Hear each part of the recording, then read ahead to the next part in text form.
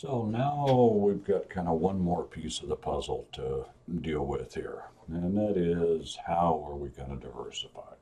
We have talked about the general notion of diversification. We've talked about trying to manage the diversified corporation, but we haven't really addressed the ways in which companies typically diversify. So we're going to at least touch on some approaches here. One approach to diversification is internal development. Now, if you have the skills and abilities, the excess capacity, you can start your own unit, probably internally first and then as a separate division, uh, and, and create your own new unit. Um, Companies do this, but it is a longer, more time consuming process. Um, uh, so many companies try to look for faster ways to do it. Fastest way is a merger or acquisition. That is, you go out and purchase another company or merge with another company, and all of a sudden you've expanded your reach. If you're staying in the same industry, you've gotten into another country. If you're expanding internationally, or you've gotten into a new business, if you were trying to truly diversify into new product and service lines. Finally, there is strategic alliances, kind of in between the internal development and the mergers and acquisitions, where you partner in some way with another company. Um, the internal development is more straightforward management. Let's talk a little bit about the mergers and acquisitions and strategic alliances. When it comes to mergers and acquisitions, we see a lot of it in the market. This table was from the book, shows the activity, seeing a little bit in waves from 1995 through 2014. But even at the low points, there's still a lot of mergers and acquisition deals going on. So, why? Well, let's think about some of the motives.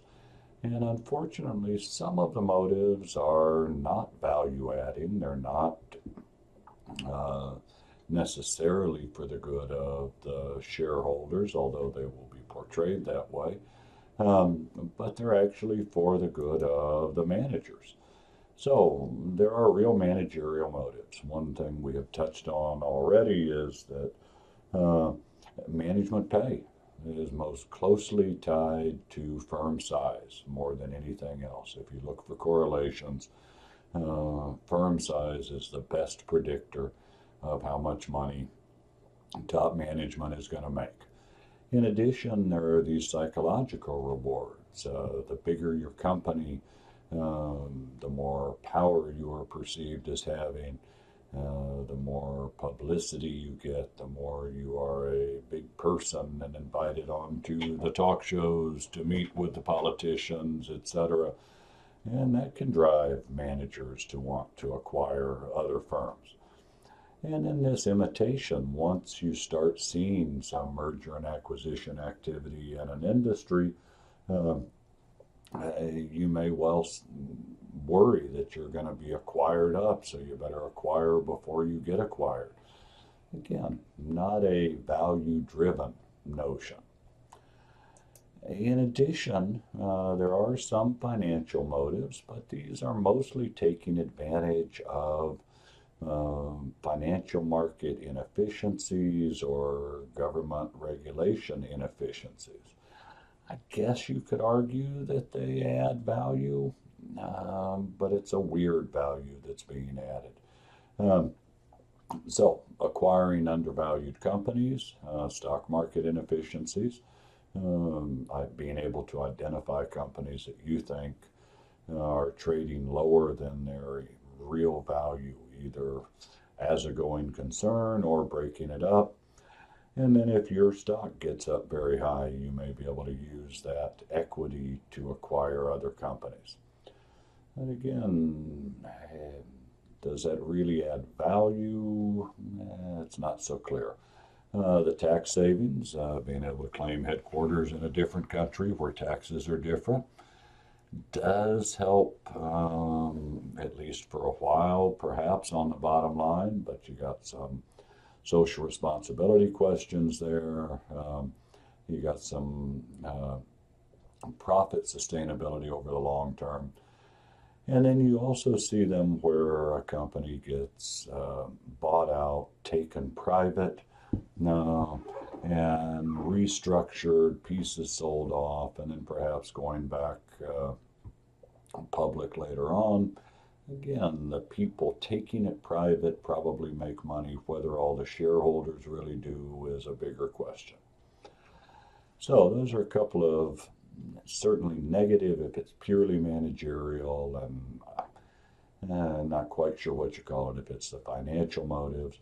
But then there are some legitimate strategic motives where a company is looking to add value to its various businesses, whether that is through horizontal mergers and acquisitions,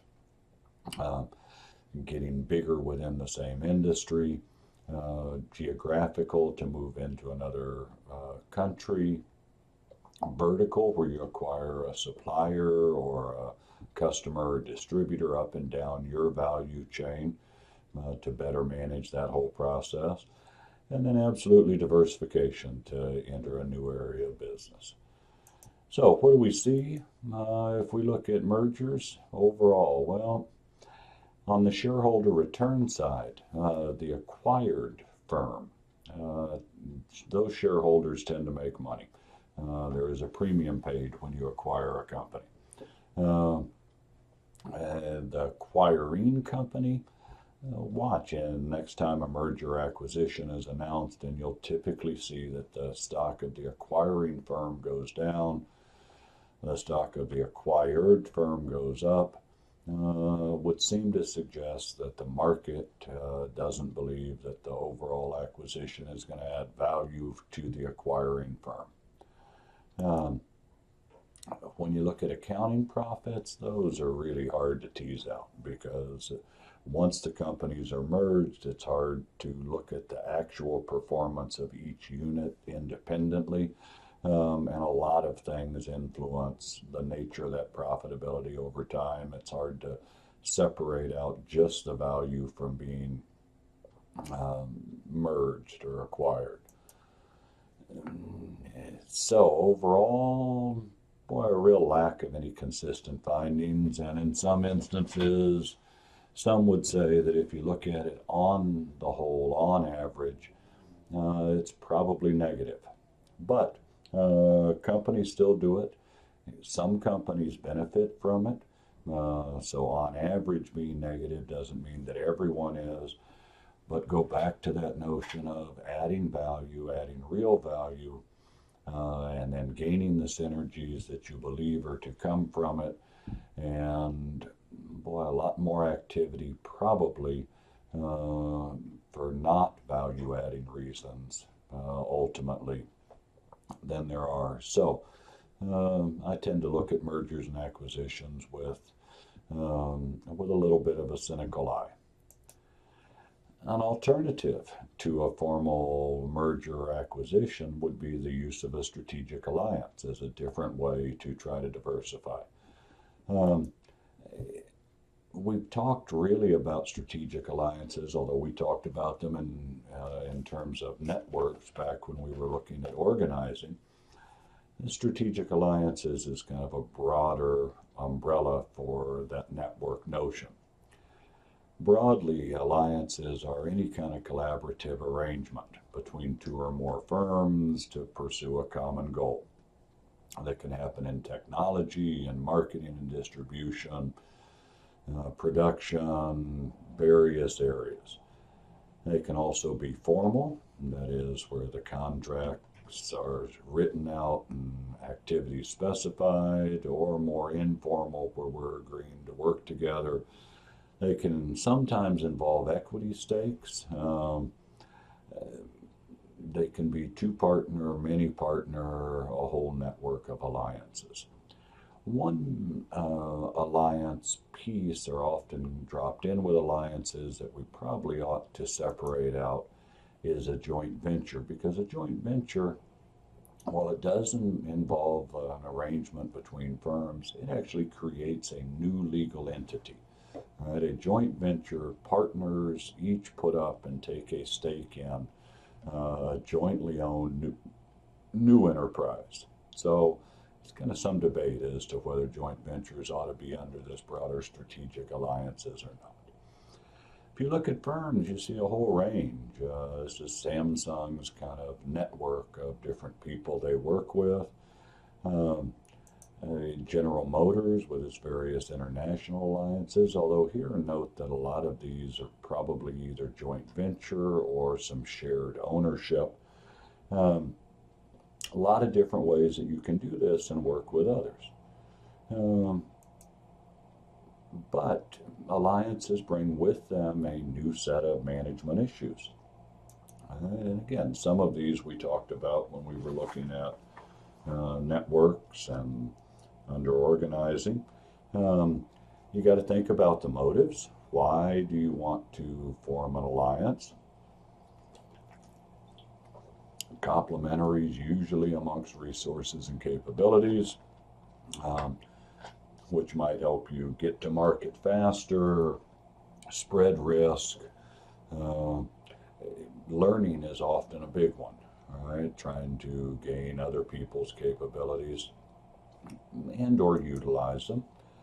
But a whole set of challenges. Again, we mentioned some of these back under networks. One of the papers that you read that I had published raised a lot of these. This whole notion of building trust, how you set up knowledge sharing and coordination, and the management of the relationships. All right. Like most things, your potentially greater benefits probably come when there are the greatest management challenges. And then there's a question of who gains the value out of this, right? How are we sharing the benefits? Are we going into this in theory as an alliance, but in practice is kind of a competitive and we're trying to steal your ideas and not let you get ours? Or are you truly being collaborative? Um, how set up are you to appropriate the value of the contributions? Do you have the absorptive capacity, the knowledge base to really learn from? So, alliances can be a great way to diversify. Don't cost as much as mergers and acquisitions, can spread risk, not without risk, but different kinds of risks associated with it. Um, but again, not without their own challenges. And there is one little model that's worth at least thinking about for how are you going to, approach growth and diversification. Starts with a question of the firm's resources and capabilities, and do you have the things you need? If you do, you might want to think about internal development. Build on your own, keep it proprietary. If, however, you don't, then you can kind of look at, can we work with other firms? Well, if we can kind of agree on uh, exactly what we need, maybe we can just contract, right? If we can specify, here are the things we need from you, let's set up a contract and you provide this and I'll provide that. But if it's less clear, we kind of know broadly what we need, but not specifically, then we're probably moving towards an alliance or acquisition. And then the question is, how close do you want to get with the people you're working with? Less closeness is probably an alliance. Can we share things? Do we still think we can appropriate the value? Um, or do we really need to acquire to get those pieces in? Overall, mergers and acquisitions, lots of examples of good ones, particularly in some of the technology fields that y'all are looking at. Acquiring new knowledge, new ideas, finding a way to bring both quicker opportunities but also new knowledge that you don't have to develop all yourself. But do be aware that there are a lot of downfalls and a lot of kind of negative reasons, um, negative consequences when you start pursuing mergers and acquisitions that can be driven, not necessarily even consciously, but can be driven really by kind of this notion of getting bigger, getting tougher. You really have to look to say, what are we really going to get out of this? What is the purpose of it? Where is it really adding value to the various business units we own? And make sure that you're doing it for the right reasons.